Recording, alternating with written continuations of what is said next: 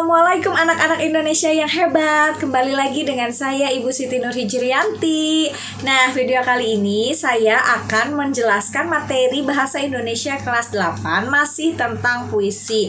Sebelum itu, yang baru gabung jangan lupa subscribe-nya dulu karena subscribe itu gratis. Dan jangan lupa tekan tombol like-nya kalau kalian suka dengan video ini dan share ke semua sosial media yang kalian punya.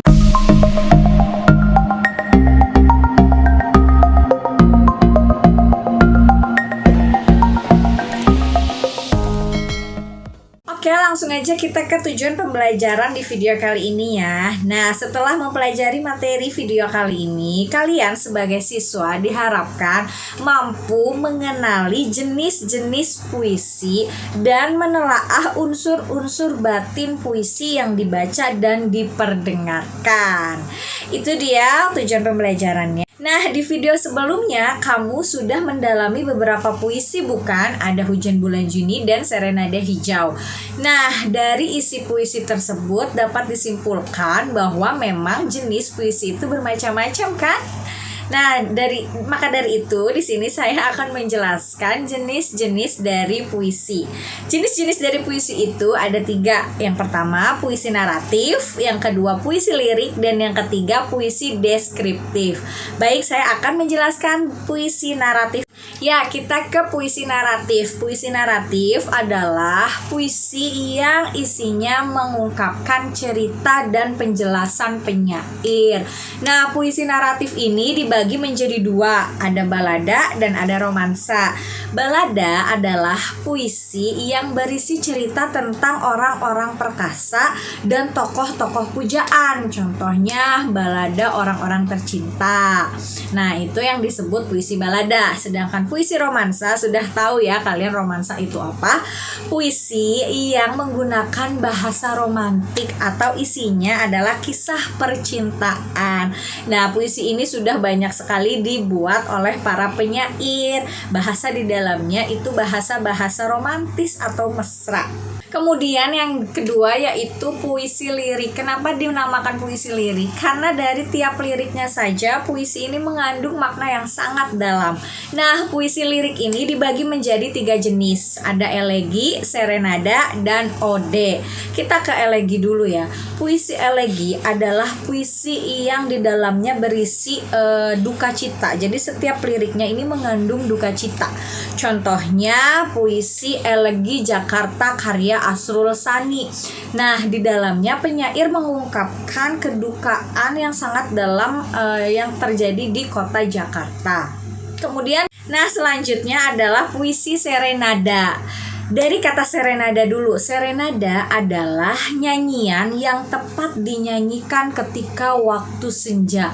Nah, dari situ dapat kita simpulkan bahwa puisi serenada adalah puisi yang sajaknya dapat dinyanyikan seperti karya penyair W.S. Rendra yang menciptakan kumpulan 4 sajak serenada. Ada serenada hitam, serenada merah jambu, serenada biru, dan serenada ungu. Nah, dari warna-warna tersebut melambangkan sifat berbeda-beda. Ada yang bahagia, sedih, duka. Itu yang disebut dengan puisi serenada. Kemudian yang terakhir adalah ode. Nah, ode adalah puisi yang berisi pujaan terhadap seseorang, sesuatu hal, ataupun sesuatu keadaan. Tapi biasanya banyak yang membuat puisi ode ini rasa kagum terhadap tokoh-tokoh yang dikagumi atau tokoh-tokoh penting. Contohnya seperti penyair Leon Agusta yang menciptakan puisi ode buat proklamator. Nah, itu dia jenis puisi lirik. Nah, selanjutnya kita akan ke jenis puisi deskriptif. Nah, puisi deskriptif ini penyair bertindak sebagai pemberi kesan terhadap suatu peristiwa atau keadaan, benda, suasana, atau yang menarik perhatiannya. Nah, jenis puisi dari puisi deskriptif itu ada dua, yaitu satir dan kritik sosial. Nah, dari jenis satir dulu. Satir ini puisi yang mengungkapkan ketidakpuasan penyair terhadap suatu keadaan atau suatu suasana dengan cara menyindir dan mengungkapkan secara kebalikannya, itu namanya satir. Yang kedua, kritik sosial. Kalau kritik sosial ini kebalikannya dengan satir. Meskipun sama-sama mengungkapkan ketidaksukaan atau ketidaksenangan sesuatu, tetapi kalau kritik sosial ini dengan cara sebenarnya atau tidak menyindir dan tidak mengungkapkan kebalikannya. Nah, itu dia materi jenis-jenis puisi. Sekarang kita ke unsur-unsur pembangun puisi atau unsur batin pembangun puisi. Kalau di video sebelumnya saya sudah menjelaskan unsur pembangun puisi, yaitu ada majas atau irama, kata konotasi, kata berlambang, dan pengimajinasian. Betul sekali, keempat itu termasuk ke dalam unsur pembangun puisi, tapi mereka dinamakan unsur pembangun secara fisik atau unsur fisik dari puisi. Nah, sekarang di video kali ini saya akan menjelaskan unsur batin puisi. Jadi unsur yang berada di dalam puisi, bukan secara fisik terlihat, tapi secara perasaan.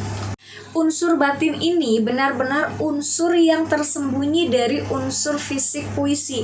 Jadi untuk memahami unsur batin, kamu harus bisa mengartikan atau memaknai puisi tersebut dengan baik.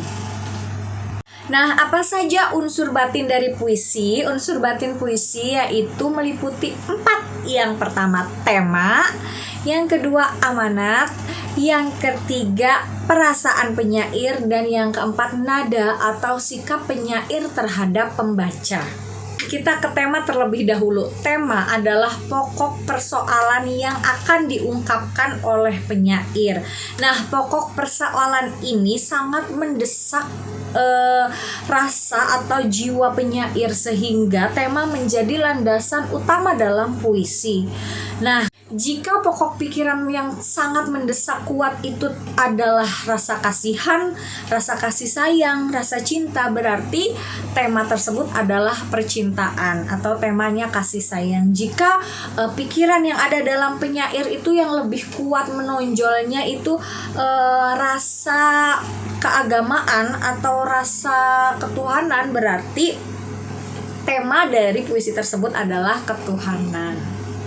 Kita lanjut ke amanat. Nah, amanat ini semua sudah pada tahu ya, bahwa amanat adalah pesan atau apa yang ingin diungkapkan penyair dari puisi tersebut. Jika puisi tersebut penyair tulis untuk mengkritik pemerintah, berarti amanatnya adalah pemerintahan itu seperti apa, sehingga penyair membuat puisi tentang pemerintah. Kemudian yang ketiga adalah perasaan penyair. Nah, unsur perasaan penyair ini adalah suasana hati penyair ketika membuat puisi. Jika ketika membuat puisi itu penyair sedang dalam emosi atau marah, maka puisi yang dibuatnya jelas kita yang membacanya merasakan rasa marah penyair tersebut. Contohnya seperti tadi puisi yang mengkritik pemerintah, otomatis ketika saat itu penyair pasti suasana hatinya atau perasaannya sedang marah begitu. Unsur yang terakhir adalah nada. Nada ini sikap penyair terhadap pembaca. Maksudnya bagaimana? Maksudnya dalam setiap lirik puisi tersebut, penyair sengaja ingin tonjolkan agar pembaca paham bahwa apa yang dia rasakan, apa yang dia tulis itu untuk siapa dan untuk apa gitu. Itu namanya sikap dari penyair. Nah, untuk lebih jelasnya saya akan bacakan 3 puisi sekaligus. Silakan kalian membaca dan simak baik-baik puisi 1, puisi 2, dan puisi ketiga. Pahami maknanya dan resapi perasaan penyair yang membuat puisi tersebut. Puisi 1. Peristiwa pagi tadi. Pagi tadi seorang supir oplet bercerita kepada tukang warung tentang lelaki yang terlanggar motor waktu menyeberang. Siang tadi, pesuruh kantor bercerita kepada tukang warung tentang sahabatmu yang terlanggar motor waktu menyeberang, membentur aspal lalu beramai-ramai diangkat ke tepi jalan. Sore tadi, tukang warung bercerita kepadamu tentang aku yang terlanggar motor waktu menyeberang, membentur aspal, lalu diangkat beramai-ramai ke tepi jalan dan menunggu setengah jam sebelum dijemput ambulans dan meninggal sesampai di rumah sakit. Malam ini, kau ingin sekali bercerita padaku tentang peristiwa itu. Sapardi Djoko Damono 1983. Puisi 2. Tengadah ke bintang-bintang. Berilah hamba kearifan, oh Tuhan, seperti sebuah teropong bintang, tinggi mengatas galaksi, rendah hati di atas bumi. Bukanlah manfaat pengetahuan penggali hakikat kehidupan. Lewat mikroskop, lewat teleskop, bimbinglah si goblok dalam menemukan sebuah wujud maknawi dalam kenisbian sekarang. Dr. Insinyur Jujun S. Surya Sumantri 1970. Puisi 3. Peninjauan nuklir. Kalau engkau ada waktu, cobalah tinjau hatiku. Akan kutunjukkan padang-padang cinta di sana. Telah menjadi daerah terlarang, tempat roket dan peluru kendali diuji coba. Dunia telah mengajariku mempertahankan diri dengan bom hidrogen, berbagai radar dan amunisi. Petani-petani yang miskin semakin tersingkir di sana. Nelayan-nelayan sakit, keracunan lautnya. Burung-burung satu persatu meledak di udara.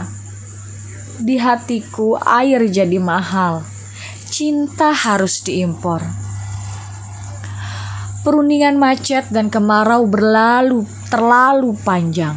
Sekarang coba proles lancarkan boykol dan sanksi. Mogoklah makan, pasang topeng tengkorak, hafalkan yel-yel, lalu sambil bergandeng tangan, masuklah ke hatiku. Selagi pintunya terbuka, nyanyikan lagu apa saja. Siapa tahu ladang dan kotaku kembali berbunga. Anak-anak menari dan pelangi ikut menyala, membakar segala benci dan dendam curiga. Eka Budijanta 1983. Bagaimana? Setelah membaca dan menyimak ketiga puisi tersebut, apa yang kalian rasakan? Kira-kira apa yang ingin diungkapkan penyair? Nah, simpan jawaban kamu untuk mengerjakan tugas berikut ini. Langsung saja kita ke tugasnya ya. Tugasnya hanya 2 di video kali ini. Tugas yang pertama, dari cara pengungkapannya, termasuk ke dalam jenis apakah ketiga puisi tersebut. Puisi 1 jenis puisi apa, puisi kedua jenis puisi apa, puisi ketiga jenis puisi apa. Nah ya, jelaskan jawabanmu. Kemudian yang kedua, nah, unsur-unsur batin yang terdapat dalam ketiga puisi tersebut apa? Jelaskan olehmu. Cukup 2 saja tugas kita di video kali ini. Oke, cukup ya video kali ini. Semoga kalian paham. Jika ada yang ingin ditanyakan, langsung saja tulis di kolom komentar. Semoga video ini bermanfaat. Dan jangan lupa subscribe-nya untuk kalian yang baru gabung. Dan untuk kalian yang suka dengan video ini, tekan tombol like-nya. Dan share ke semua sosial media yang kalian punya. Terima kasih atas perhatiannya. Sampai jumpa di video selanjutnya. Wassalamualaikum.